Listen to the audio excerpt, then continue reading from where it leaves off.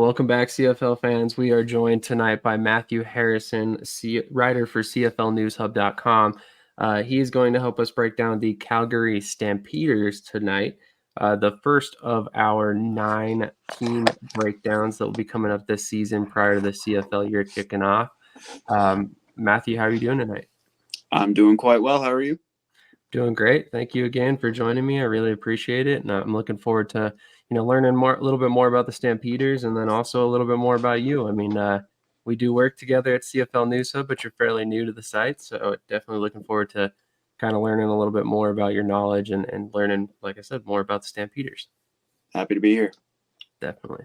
So we're going to go ahead and kick off with what I feel is probably one of the biggest pieces of news from the Stampeders this offseason, and that was that trade for a second first-round pick in the draft. I know it's kind of a goofy place to start in terms of the offseason, but I thought this was a rather big move. Were you surprised to see this trade by Calgary to acquire that second first-round pick? Yeah, I mean, it came as a surprise just because they gave up 2 picks to get that one. But at the end of the day, Dave Dickinson's been around the league a really long time. He's a real experienced guy, and I know he's got a good crew around him making these decisions. And the fact that they went for an offensive lineman tells me that A, they see a lot of potential in Christy Nakanu from Washington State. And B, it never hurts to have a good, strong, young guy on your offensive line.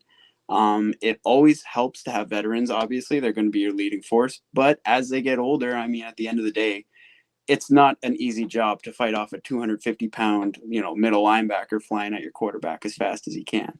So it wasn't, it was a little out of left field, but I got full faith that the coach and the team knows exactly what they're doing, and yeah, I think it's going to pan out well for them. I know Nakanu was on the depth chart to play on Saturday. I didn't keep an eye out for him, but I imagine he was out there and probably will be out there again on Saturday in Winnipeg. Absolutely. What did you think about the pick for Benjamin Labrosi, the defensive back? I'm very excited to see how he pans out.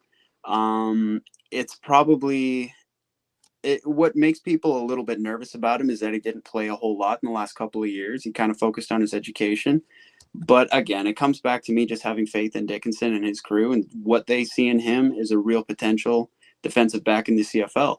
He went to some NFL mini camps for a little bit, and once he left that's when he came up here. And even just to see him go down south just for that mini camp is good to see, because it tells me that a lot of people got eyes on him. So if you look at his college stats for the last couple of years, not too impressive. But I did keep an eye on him in that first game, and I liked how much I saw of him. Even in plays where he didn't make the tackle, he's there. He's breaking up passes. He's hitting guys as the ball's coming around. And he's involved in pretty much every play he's on the field for where the ball comes to his little section of the field. So I'm very excited to see how he develops as a player. Definitely. He's somebody who kind of caught my eye after the CFL Combine, had an amazing workout, one of the top performers in every category. So I was kind of hoping that the Red Blacks, the team I cover, ended up getting him. But when I saw that he went to Calgary, I was intrigued. I think that he's got an opening there to play early and often. And I'm kind of interested to see how he works into the lineup overall.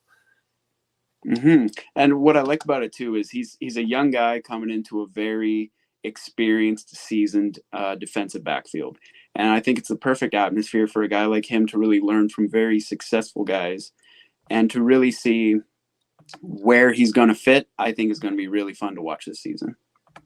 I would completely agree.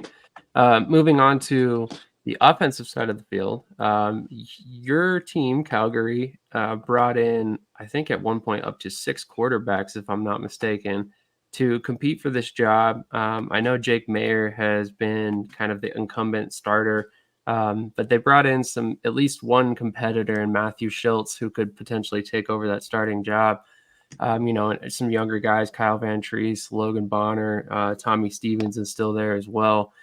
Is there any question in your mind who's going to end up starting week 1 in 2024? So for week 1, at the end of the day, it's going to be Jake Mayer. He's been with the team this is going to be his 5th season. He was typically on the bench behind Bo Levi Mitchell. The team trusts him, and they're going to give him the start. However, one thing that the Calgary Stampeders really ran into trouble with last season was finishing drives. Their kicker, Rene Paredes, had the most field goal attempts in the CFL, and he had among kickers who started every game last season, he had among the least point after attempts because they just weren't able to finish when they got into the red zone. So I think that will be taken into consideration this year. And having Matt Schultz on the roster gives them options. I won't be surprised if we see him. I won't be surprised if we don't see him. At the end of the day, Jake Maier had a great season last year. He had 4,200 yards and 19 touchdowns on 15 picks. Not a great ratio on touchdown picks, but again, those touchdowns are really what he's got to work on this year. So for Calgary fans, I think it's great to see two quarterbacks who could start and have started in the league on their roster. Because again, if Mayor's not getting it done, you have a plan B. As for Tommy Stevens, he's been really reliable the last few years when it comes to those short yardage plays. Your first down and goal from the 1 yard line, you got Stevens going in there. 3rd and 1, 3rd and 2, you got Stevens going in there. He's really good at fighting for those extra yards. And beyond that, they don't really give him a lot of passes. I'm fine with that. But with that in mind, I don't think that Van Treese or Bonner really have a shot at making the roster because I don't think they're going to want to take on 4 quarterbacks. Both of them looked all right, Van Treese and Bonner. But at the end of the day, maybe they'll stick around on the practice roster. Maybe they won't even make that. I can't say that for sure. But I cannot see the team keeping more than 3 quarterbacks. So who is starting week 1? It's going to be Jake Maier. Who's starting the last week of the season remains to be seen. And it's really up to Jake Maier and how he does this season.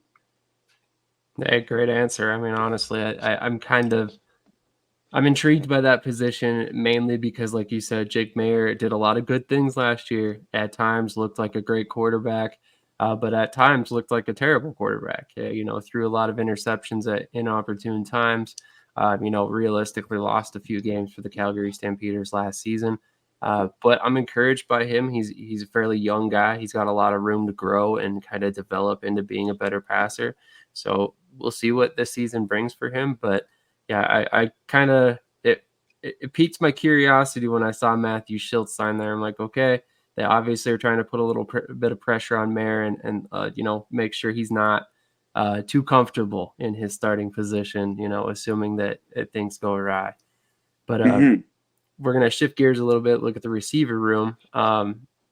You probably don't know this because we haven't associated too much, but one of my guys that I follow wherever he goes is Cam Eccles-Looper. And he's quickly kind of making a name for himself up there with Calgary. Luckily, he caught 5 of 5 targets, 69 yards, leading the team in receptions and yardage. He also added 2 punt returns for 28 yards. Do you see him having a legitimate chance of making the roster, and kind of where do you see him fitting if so? I definitely can see him making the roster, especially because those 5 catches on 5 targets, that's great. I think he's the only guy all day who had, more than 2 passes thrown at him that he actually caught. Everyone else had a few misses. But the fact that he was also taking back punt returns, at the end of the day, the more a guy can do for the team, the more the team wants to hang on to you because you're a Swiss Army knife at that point. And he looked good out there, 19 yak yards. That's not nothing. Eric Brooks, I thought, also looked pretty good. He had 3 receptions for 54 yards.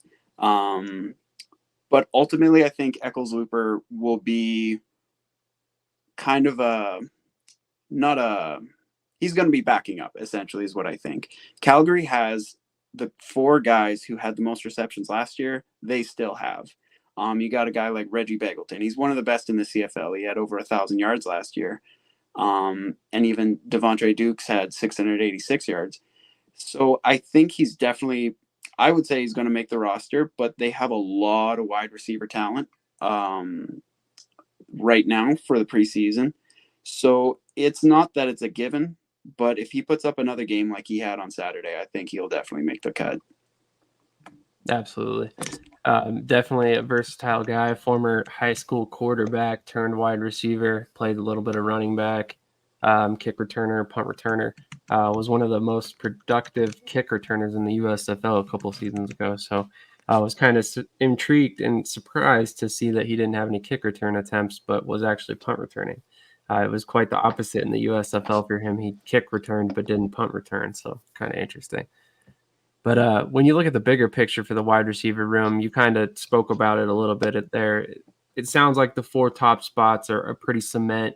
We have a good idea who those guys are going to be. Behind them, other than Eccles Looper, and who was the guy you just mentioned? Devontae Dukes. Devontae Dukes. Other than those 2 guys, do you see anybody in particular outside of them, sticking in terms of depth? So of the new guys coming in, I really can't say for sure. Not a lot of guys other than Eccles Looper and Eric Brooks really put up a lot of numbers. And a big thing to take into consideration as well going into this year is Jalen Philpott and Malik Henry are both coming back from injuries last season. They were both supposed to play on Saturday, but after the rain delay, the team decided, you know what, they're better off sitting out. They didn't want to, warm them up, cool them off, warm them up again. Philpott missed all of last season with an off-season training injury. It might have been his Achilles. I don't know that for certain. But Malik Henry only played 3 games last year. Those are 2 really good top-tier receivers. So the receiving room is a little crowded. I can't see anybody who didn't. I put it this way: if you're going to make the roster as a guy who's in his first year with Calgary, you're going to have to do a lot on Saturday versus Winnipeg. And even then, it's the preseason. That doesn't really guarantee anything. They got a lot of good receivers, and it's not an easy job to get for anybody, unless you're, Reggie Bagleton, and then you got a sure shot. That's fair. I definitely don't see him going anywhere anytime soon. We're going to transition once again kind of over to the running game, which I thought looked pretty good considering the fact that we didn't see Dedrick Mills at all. Peyton Logan, Levante Bellamy, BJ Emmons, all of them seem to have, efficient carries. They all averaged over 4 yards per carry, which is typically kind of the benchmark for running backs. What do you make of this battle to kind of be the backup behind Mills? Who do you see winning this competition? And do you see them playing a big role, or is this Mills and then everybody else? So far as I can see, it's Dedrick Mills and then everybody else. Last season, he took over for Kadeem Carey, who went out with injury, and he carried the ball 182 yards with an average of 5.65. That's amazing. I mean, that's the troublesome part about Calgary last year. They had a good quarterback. They had a good running back. They were 6-12. So I think it's going to be who's going to be the guy who comes in every 4 rushes is really what they're fighting for. But BJ Emmons looked really good to me. He looked really quick. 2 touchdowns, that's not going to hurt. But Levante Bellamy, he got 6 carries and he averaged 5.7 yards per carry. He had 3 less carries than Peyton Logan and BJ Emmons, and he only had 5 less yards than the most among the other 2. So I think he has a really good shot.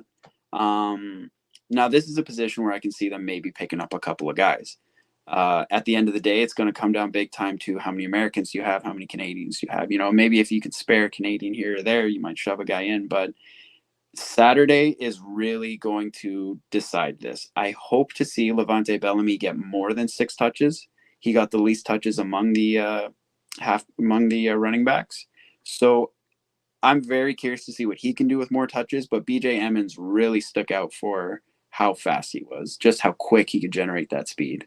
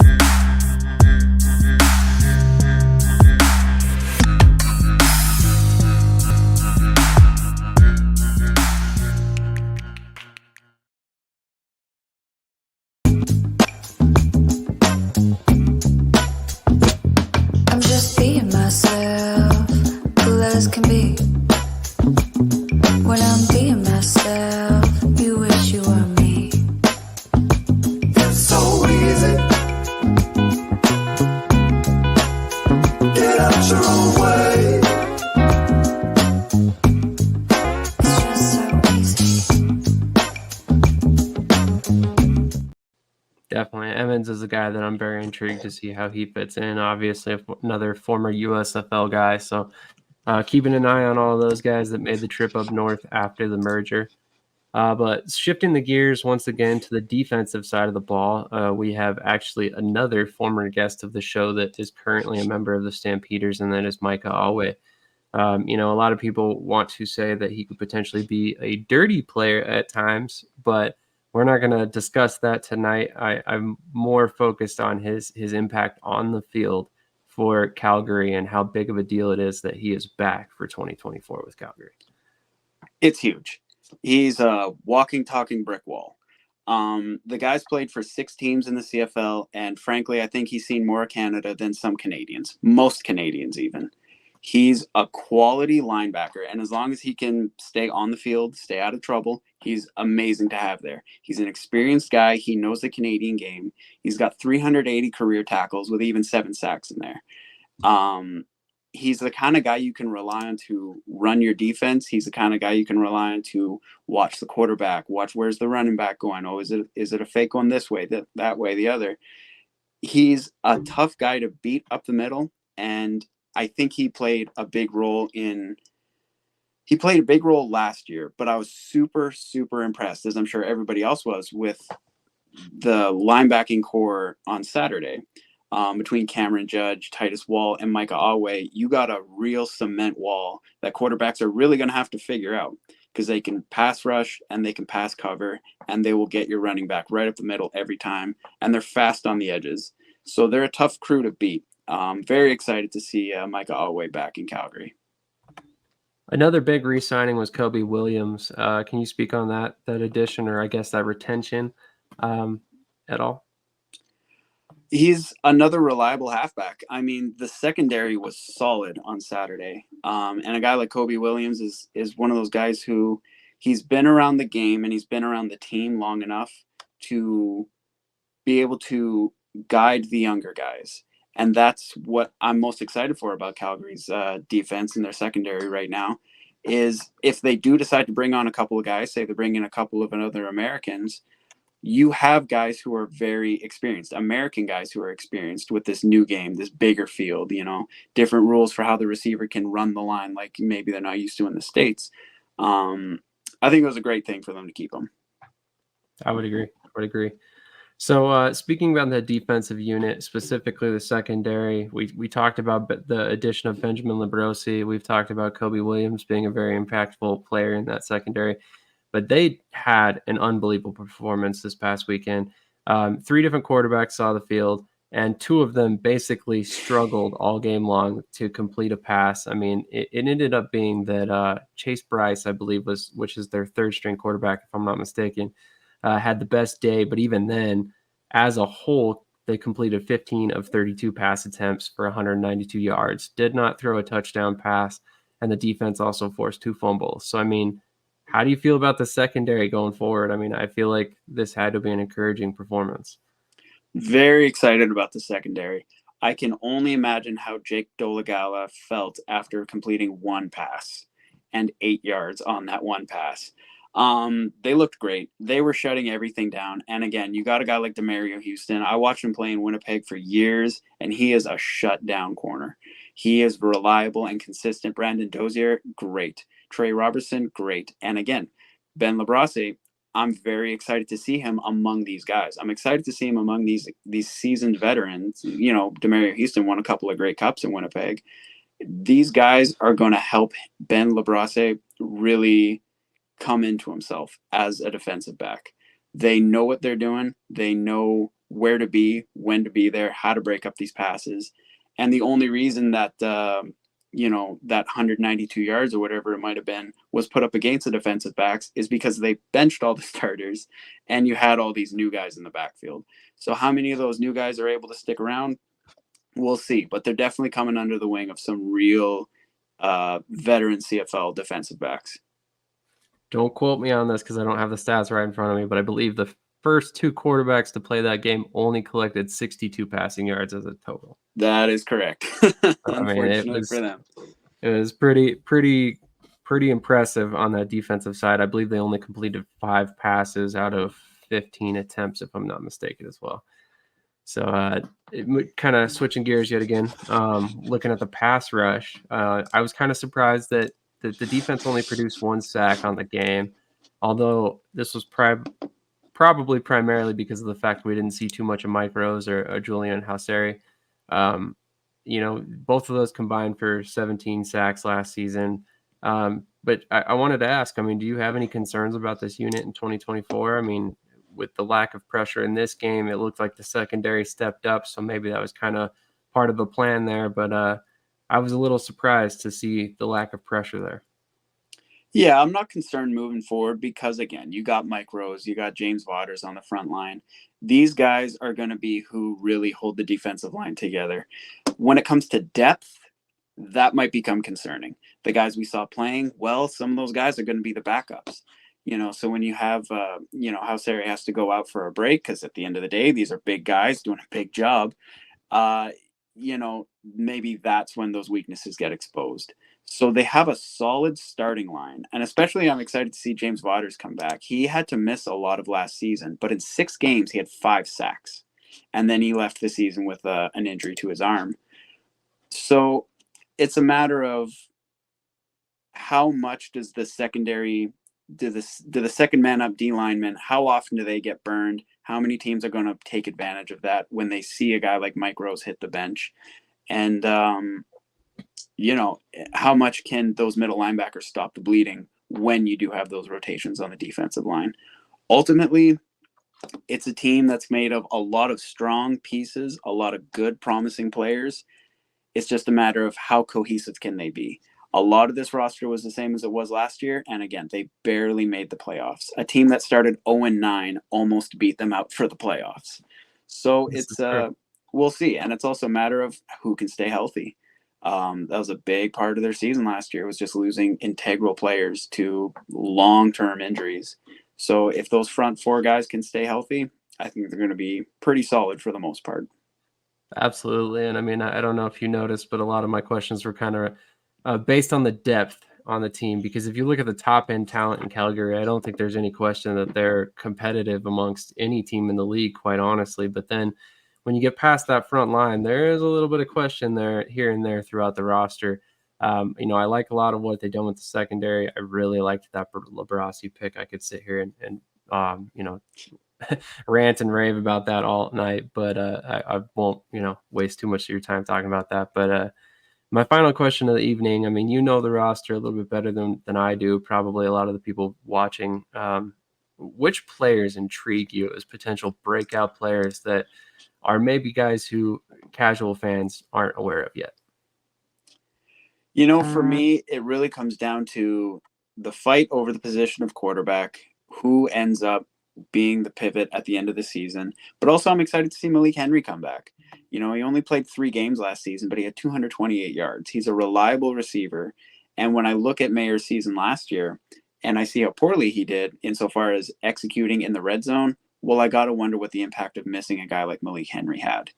I think this year they have a very stacked wide receiver core, and I'm very excited and curious to see what they're able to do with that and how they're able to finish off those long drives. They're great at going 80 yards. The last 20 last year really seemed to put them, they didn't really know what to do with themselves when it came to the last 20 yards. So Malik Henry, I'm really going to keep an eye on this year. Definitely. That makes perfect sense. I mean, he's been, building up to something big, and it'll be interesting to see exactly what that is this season, I think. Matthew, thank you so much for your time tonight. I really appreciate it. I definitely have learned a little bit more about the Stampeders, and like I said, I don't really follow them that closely. I'm an Ottawa fan, but I definitely learned a little bit more. Hopefully the fans at home that are watching learned a little bit more. Again, you can catch all of Matthew's articles at cflnewshub.com. Is this your first forte into media? Is there anything else that we need to tell fans about that they can check you out on? You can follow me on Twitter at MattTweetSports. Okay, perfect. And do you have a podcast or anything? Is this your own bread and butter right now? I'm all writing right now. Nice. Okay, cool. Well, definitely check out all of Matthew's articles on cflnewshub.com. You can also catch my Ottawa Red Blacks articles on there as well. Several other great writers on the site that we'll be having on as we go through this breakdown series.